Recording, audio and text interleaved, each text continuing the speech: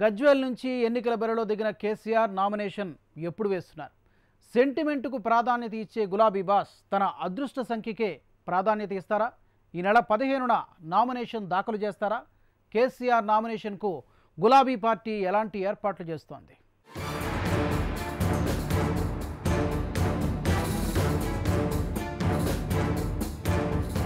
గజ్వేల్ గులాబీ దళాధిపతి కల్వకుంట్ల చంద్రశేఖరరావు నియోజకవర్గం ఎన్నికల్లో అందరి దృష్టిని ఆకర్షిస్తోన్న స్థానం. గజ్వేల్ నుంచి రెండోసారి ఎన్నికల బరిలోకి దిగుతున్నారు కేసీఆర్.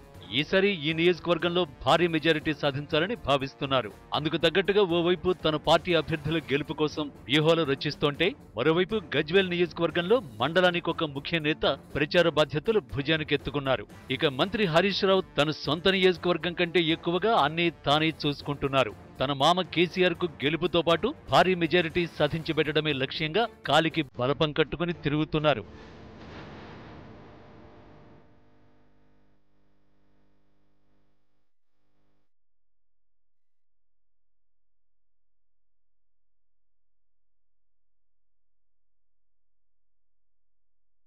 కేసీఆర్ నామినేషన్ పై అందరిలోనూ ఆసక్తి నెలకొంది. ఈ నెల 15న కేసీఆర్ నామినేషన్ వేయనున్నట్లు పార్టీ వర్గాలు అంటున్నాయి. తనకు కలిసొచ్చే సంఖ్య 6 కాబట్టి 15వ తేదీన నామినేషన్ ప్రక్రియ పూర్తి చేసి అక్కడి నుంచే ప్రతిపక్షాలపై ఘాటుగా విమర్శనాస్త్రాలు సంధించేందుకు ప్రణాళికలు సిద్ధం చేశారు.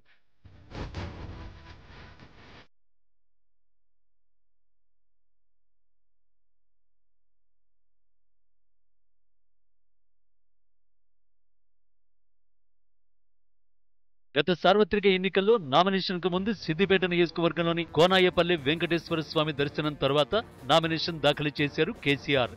ఈసారి కూడా కోనాయపల్లిలో దర్శనం చేసుకుని నామినేషన్ వేసేందుకు అట్టహాసంగా బయలుదేరుతారని తెలుస్తోంది. ఇప్పటి నుంచే నామినేషన్కు సంబంధించి గులాబీ దళం ఏర్పాట్లు చేస్తోంది.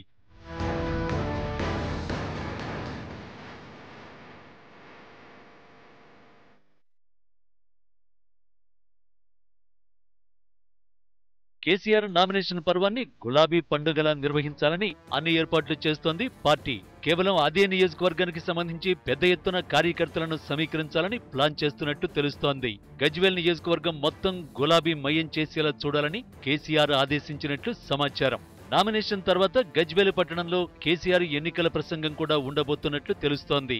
ఈ వేదికగానే ప్రతిపక్షాలను తీవ్రస్థాయిలో తూర్పారబట్టబోతున్నారు. సీఎం ఇలాఖాలో కాంగ్రెస్ గెలుస్తుందని ప్రతిపక్షాలు చేస్తున్న ప్రచారాన్ని తిప్పికొట్టబోతున్నారు గులాబీ బాస్.